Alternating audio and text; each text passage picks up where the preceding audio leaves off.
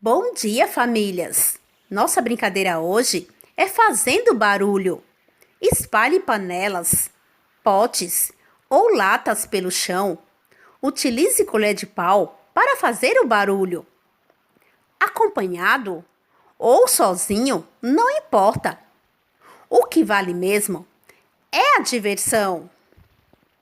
Mas, se você preferir, solte a voz e cante uma música junto.